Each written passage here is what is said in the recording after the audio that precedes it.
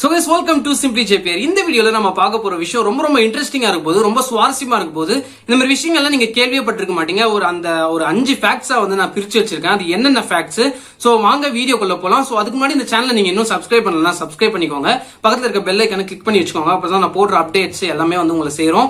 So முதல்ல வந்து நம்ம வேலைக்கு போனாதான் நம்மளால சாப்பிட முடியும். கரெக்ட் தானே? சோ சாப்பிடணும் அப்படின்னா நம்ம கண்டிப்பா வேலைக்கு போனா நம்ம குடும்பத்தை காப்பாற்ற முடியும். சோ அந்த மாதிரி வேலைக்கு போனோம் அப்படின்றது நம்ம வாழ்க்கையில ஒரு அங்கமாவே ஆயிடுச்சு. சோ நம்மளால சுய தொழில் செய்யறது வந்து எத்தனை பேரு நம்மளுக்கு தெரியல. ஆனா வந்து வேலைக்கு போறவங்க தான் நிறைய பேர் இருக்காங்க, 70%.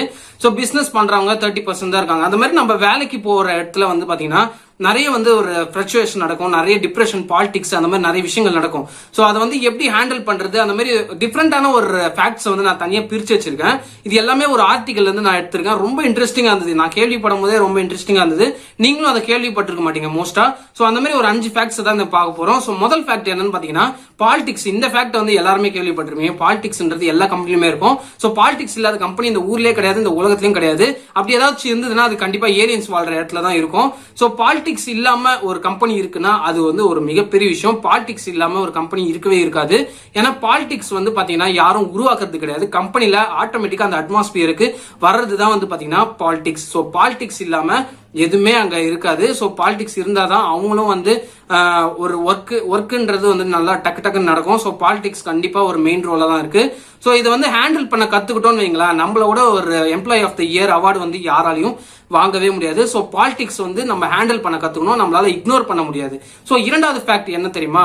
இந்த ஏசி எல்லாம் வந்து இந்த இதுல வந்து இதுல வச்சிருப்பாங்க, அதாவது 16, 18ல வச்சிருப்பாங்க டெம்பரேச்சர்.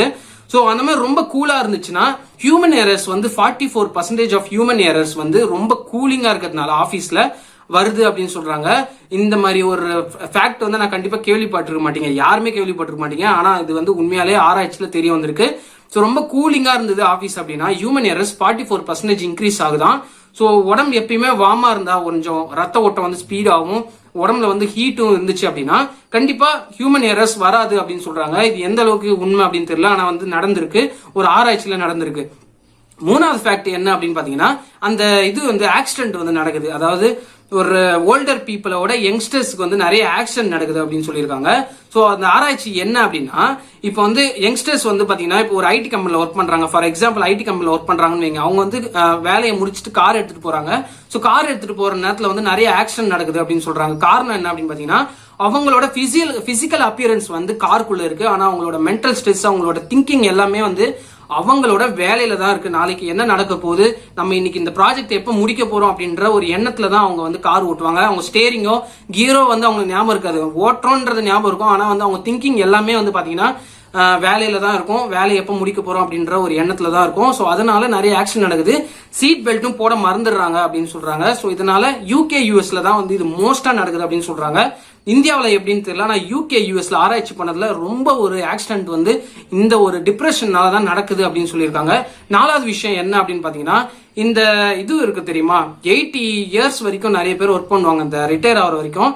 ஆனா வந்து பாத்தீங்கன்னா நம்ம வீக்லி வந்து 25 ஹவர்ஸ் தான் வந்து ஒர்க் பண்றோம் அப்படின்னு சொல்லி ஒரு ஆராய்ச்சியில சொல்றாங்க. சோ நம்ம வந்து 25 ஹவர்ஸ் தான் வந்து ஒர்க்கே பண்றோமா, இது வந்து எவ்வளவு பெரிய அதிர்ச்சி பாருங்க. நம்ம வீக்லி 6 டேஸ் 5 டேஸ் அப்படி போறோம், ஆனா வந்து நம்ம 25 ஹவர்ஸ் தான் உண்மையாலே நம்ம ஒர்க் பண்றோம் அப்படின்னு வந்து சொல்லியிருக்காங்க.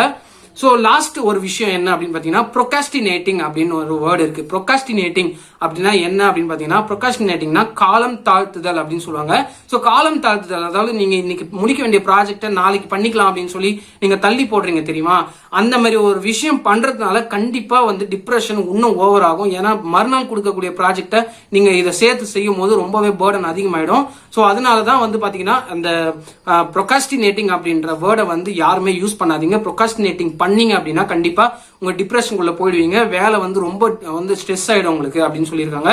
சோ இந்த மாதிரி ஒரு 5 ஃபேக்ட் தான் வந்து நான் பிரிச்சு சொல்லலாம்னு நினைச்சேன். ரொம்பவே இன்ட்ரெஸ்டிங்கா இருந்திருக்கும் நினைக்கிறேன் இந்த ஃபேக்ட் எல்லாம்.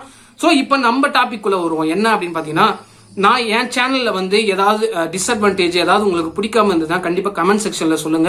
கமெண்ட் செக்ஷன்ல சொன்னீங்கன்னா கண்டிப்பா நான் வந்து அதை ஓவர் கம் பண்ணிப்பேன். ஏன்னா நிறைய விஷயங்கள் வந்து நீங்க சொன்னா மட்டும்தான் எனக்கு தெரியும். ஏன்னா நான் வீடியோ பண்றவனுக்கு எப்பயுமே வந்து பாத்தீங்கன்னா நல்லா இருக்க மாதிரி தான் தெரியும். சோ பாக்குறவங்களுக்கு தான் தெரியும் இவன் வந்து இந்த மாதிரி இது மாதிரி பண்ணிக்கலாம், இந்த மாதிரி பண்ணிக்கலாம் அப்படின்னு சொல்லி நிறைய எண்ணங்கள் தோணும். சோ அதெல்லாம் வந்து எனக்கு கமெண்ட் செக்ஷன்ல சொல்லுங்க. ஏன்னா நான் அதை பார்த்து தெரிஞ்சுக்கிட்டேன்னா எனக்கும் ரொம்ப யூஸ்ஃபுல்லா இருக்கும். நம்ம இன்னொரு வாட்டி நான் ஏதாவது வீடியோ பண்ணும்போது அந்த மாதிரி ஓவர் கம் பண்ணேன்னா என்னோட வீடியோ இன்னும் என்ஹான்ஸ் பண்ணி நல்லா காட்ட முடியும். ஏன்னா சப்ஸ்கிரைபரோட கவுண்ட் தான் ரொம்ப முக்கியம். ஸோ இந்த வீடியோ ரொம்ப பிடிச்சிருக்கும் நம்புறேன். பிடிச்சிருந்தா லைக் பண்ணுங்க, ஷேர் பண்ணுங்க, கமெண்ட் செக்ஷன்ல கமெண்ட் பண்ணுங்க.